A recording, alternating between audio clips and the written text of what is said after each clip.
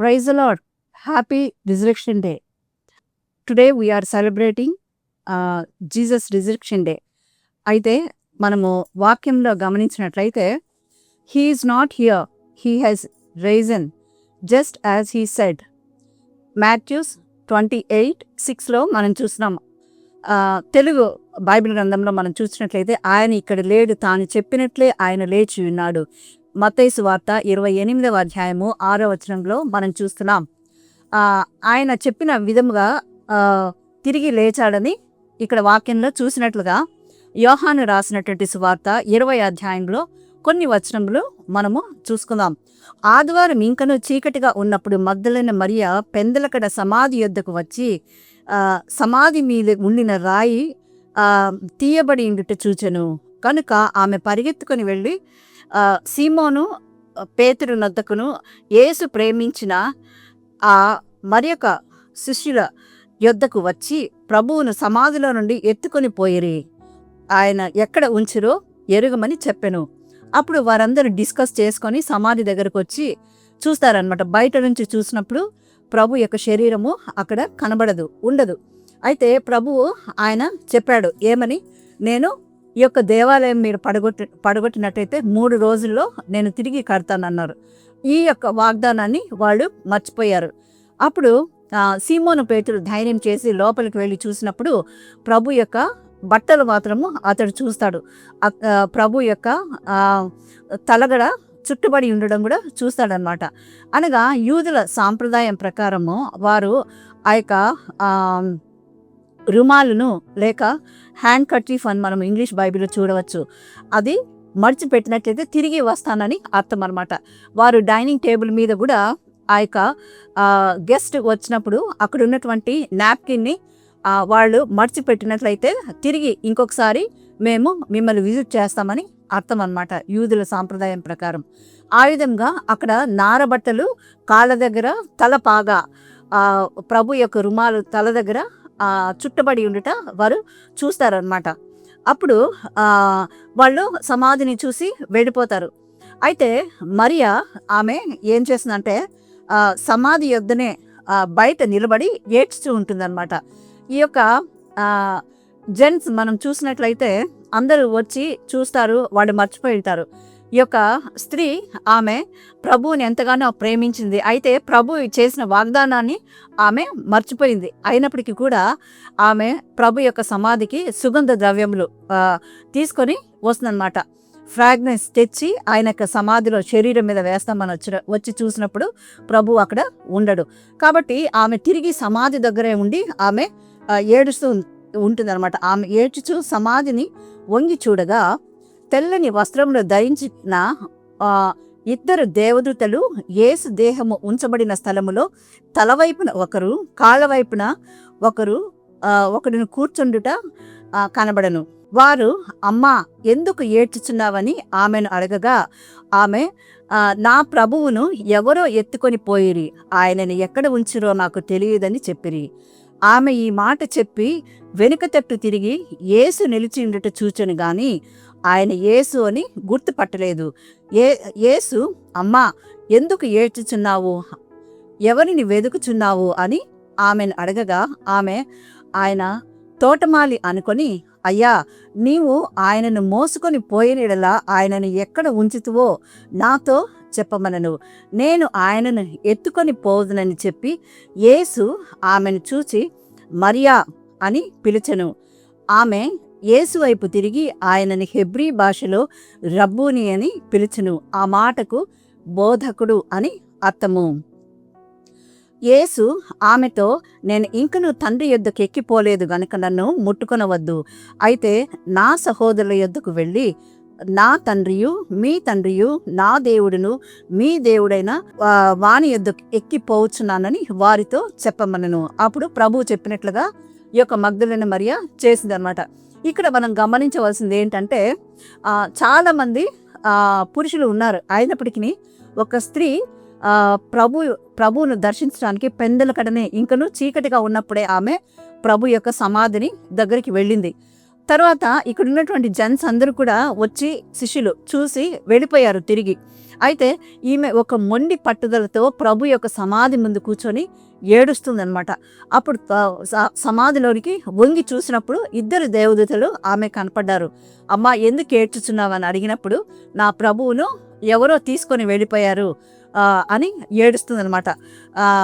తెల్లని వస్త్రంలో ధరించుకున్న ఇద్దరు దేవదూతలు దేహం ఉంచబడిన స్థలంలో తలవైపున ఒకరు, కాళ్ళ వైపున ఒకరు కూర్చుండుట కనబడెను.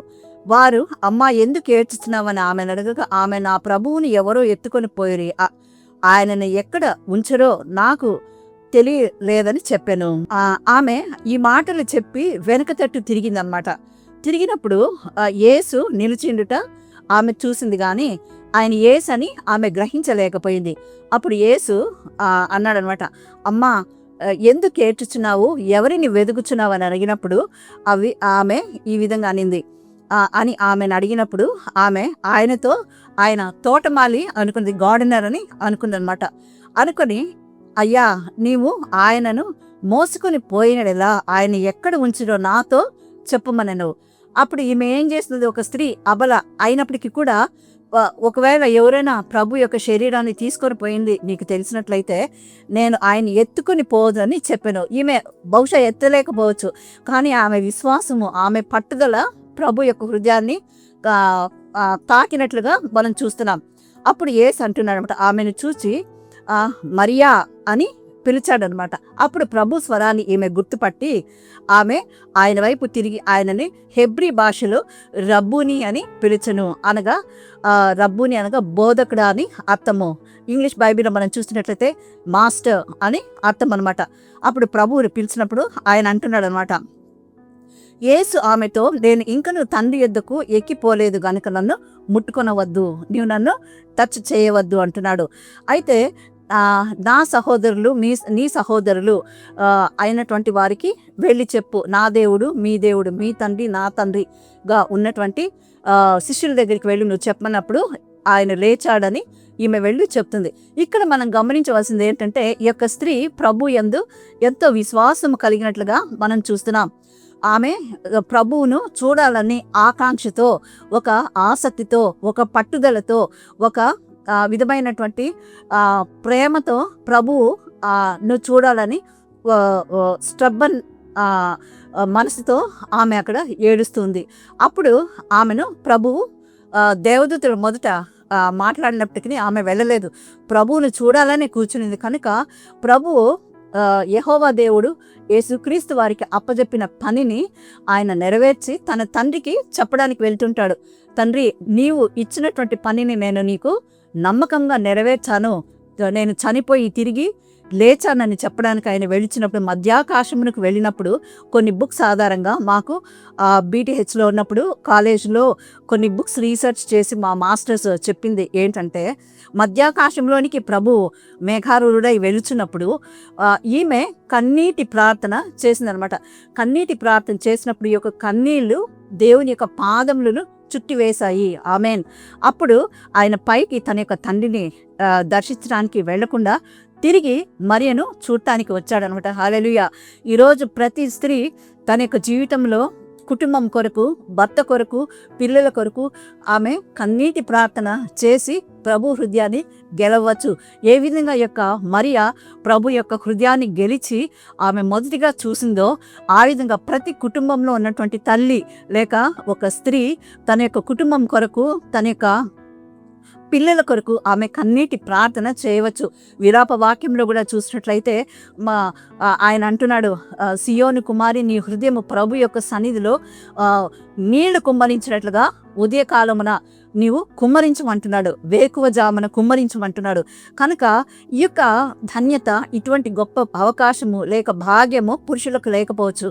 నేను కొన్ని విషయాలు విన్నట్లయితే, నాకు ఇద్దరు అబ్బాయిలు, అయితే వాళ్ళు నాతో చెప్పిన విషయాల్లో నేను గమనించినట్లయితే, మాకు చాలా పెయిన్ అనిపించినప్పుడు మమ్మీ, మేము లేడీస్ లాగా లేక ఉమెన్ లాగా ఏడవలేము. ఆ యొక్క పెయిన్ వర్ణనాతీతం. కొన్నిసార్లు ఏడుపు రానప్పుడు కూడా ఆ యొక్క బాధ టెన్షన్కి వస్తుందన్నమాట.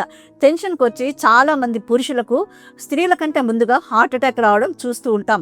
కారణం ఏమంటే ఆ యొక్క భారము వారు హృదయంలో మోస్తూనే ఉంటారు, కానీ కంటిలో నీళ్లు రావు. అయితే ఈరోజు స్త్రీలకు అటువంటి గొప్ప భాగ్యాన్ని దేవుడిచ్చాడు. స్త్రీలు దేవుని యొక్క సన్నిధిలో మోకరించి ఆయన యొక్క సన్నిధిలో మొరపెట్టి ప్రార్థన చేసి ఆ యొక్క కన్నీటి ప్రార్థనతో వారికి ఉన్నటువంటి ప్రతి సమస్యను కూడా జయించగలము. ఇక్కడ మగ్దలేని మరియా ప్రభువు కొరకు ఆమె ఎదురు చూసినట్లుగా చూస్తున్నాం. ఆయన కొరకు ఆమె వేచి ఉన్నట్లుగా చూస్తున్నాం. కన్నీటితో ఆయన వెతికినట్లుగా చూస్తున్నాం. కనుక ఆమె యేసు ప్రభు వారిని చూడగలిగింది. అప్పుడు ఆమెకు చెప్తున్నాడు ప్రభు, మరియా, నేను ఇంకనూ తండ్రి దగ్గరికి వెళ్ళలేదు కనుక నీవు నన్ను ముట్టుకొనవద్దు. Do not touch me because I have not seen my father అని చెప్తున్నాడు అనమాట. నేను నా తండ్రిని ఇంకనూ చూడలేదు కనుక నీవు నన్ను టచ్ చేయవద్దు. ఎందుకంటే ప్రభు అయినట్లు యేసుక్రీస్తు వారు మహిమ శరీరంతో ఉన్నారు. ఈమె మామూలుగా మానవ శరీరంతో ఉంది కనుక యూ షుడ్ నాట్ టచ్ మీ అని ప్రభు అంటున్నాడు. కనుక ఆమె దూరం నుంచి ప్రభువును చూడగలిగింది. ఇంకా మనం చూసినట్లయితే నన్ను ముట్టుకొనవద్దు. అయితే నా సహోదరుల యొద్దకు వెళ్ళి నా తండ్రియు మీ తండ్రియు నా దేవుడును మీ దేవుడినై వారి యొద్దకు ఎక్కిపోవచ్చున్నానని వారితో చెప్పను. పరలోకమందున తండ్రి దగ్గరకు నేను వెళ్తున్నాను కనుక శిష్యులకి ఈ మాటను తెలియజేయమన్నప్పుడు ఆమె వెళ్ళి ప్రకటించింది. కనుక ఇక్కడ మనము ఇంకొక విషయాన్ని గమనించాలి. ఒక ప్రభువు సీమోను ఇంట కుష్ఠరోగైన సీమోని ఇంట భోజనం చేసేటప్పుడు కూడా ఒక అలాబాస్టర్ బాక్స్ని ఆమె తీసుకొని వచ్చి ప్రభు యొక్క సన్నిధిలో ఆయన యొక్క పాదముల యొద్ద ఆమె ఏం చేసింది, మొదటిగా తన యొక్క పాపములన్నీ ఒప్పుకొనడానికి కన్నీటితో ప్రభు యొక్క పాదములను కడిగినట్లుగా చూస్తున్నాం. తన యొక్క తల వెంట్రుకలను వస్త్రంగా చేసుకొని ఆయన పాదములు తుడిచి ఆయన పాదములను ముద్దు పెట్టుకొని తన సొంత కష్టముతో కష్టపడి సంపాదించిన ఒక అలాబాస్టర్ బాక్స్ని ఆయనకు ఆమె సమర్పించినట్లు పగలగొట్టి ఆయన యొక్క కాళ్ళ మీద వేసినట్లుగా మనం చూస్తున్నాం. అప్పుడు అక్కడ ఉన్నటువంటి శిష్యులు అంటారు, ఈ యొక్క బాక్స్ నువ్వు వేస్ట్ చేస్తున్నావు, ఇది అమ్మి పేదలకి ఇవ్వచ్చు కదా. అంటే ప్రభు అంటున్నాడు, పేదలు ఎప్పుడు మీతో ఉంటారు, నేను మీతో కొంతకాలమే ఉంటాను. ఈమె నా యొక్క మరణ పునరుత్థానములను జ్ఞాపకం చేస్తుంది. కనుక ఎక్కడ నా సువార్త ప్రకటింపబడుతుందో ఈ యొక్క స్త్రీ ఇచ్చినటువంటి ఈ యొక్క అలాబాస్టర్ బాక్స్ గురించి లేక ఈ యొక్క స్త్రీ గురించి కూడా వినబడుతుంది. నా పునరుత్థానానికి ఈమె సిద్ధపరుస్తుందని ప్రభు సాక్ష్యం ఇస్తున్నాడు. కనుక ఎక్కువగా మనము దేవుని ప్రేమించినట్లయితే తప్పకుండా ఆయన మన యొక్క ప్రార్థనను వింటాడు, మనకు జవాబు దయచేస్తాడు. ఓల్డ్ టెస్టిమెంట్లో మనం చూసినట్లయితే కొంతమంది స్త్రీలను మనం చూస్తున్నాం. మిరియాము, ఆమె కూడా ప్రవక్తని, ఇంకా రూత్, ఎస్తేర్, ఇంకా చాలామంది ఈ విధంగా స్త్రీలను మనం చూస్తూ ఉంటాం. అయితే వారికి కొంతవరకే దేవుడు అవకాశాన్ని ఇచ్చాడు. అయితే నూతన నిబంధనకు మనం రాగానే తల్లి అయిన మరియకు ఎక్కువ ప్రాధాన్యత ప్రభువైన యేసుక్రీస్తు వారు ఇచ్చారు. ఆయన శిలువలో ఉన్నప్పుడు కూడా ఇదిగో అని తల్లికి సహోదరునికి అప్పగింతలు చేస్తున్నాడు. అమ్మా ఇదిగో నీ కుమారుడు, సహోదరుడా ఇదిగో నీ తల్లి అని అప్పగింతలు ఆయన మరణ శిక్షను పొందుతూ శిలువలో ఉండి కూడా తన యొక్క తల్లిని ఆయన ఆ యొక్క బాధ్యతను సహోదరునికి అప్పగిస్తున్నట్లు మనం చూస్తున్నాం. కనుక దేవుడు స్త్రీలను ఎంతగానో ఆయన ప్రేమించాడు. కాబట్టి ఈరోజు ఆయన రాకతో, ఆయన మరణముతో మరణించి పునరుత్థాన అయిన తర్వాత స్త్రీలకు ఎంతో స్వాతంత్రాన్ని దేవుడు ఇచ్చాడు.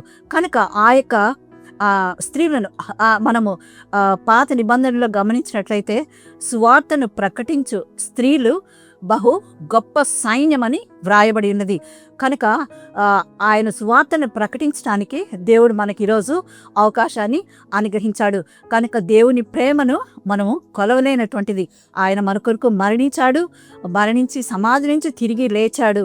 ఆయన యొక్క ప్రేమ ఆకాశమంతా ఉన్నతమైనది, సముద్రమంతా లోతైనది, ప్రపంచమంతా విస్తారమైనటువంటిది. కనుక ఆయన ప్రేమను మనము కొలవలేము. కనుక దేవుని ప్రేమ నుంచి మనల్ని ఎవరు కూడా ఎడబాటు చేయలేడు.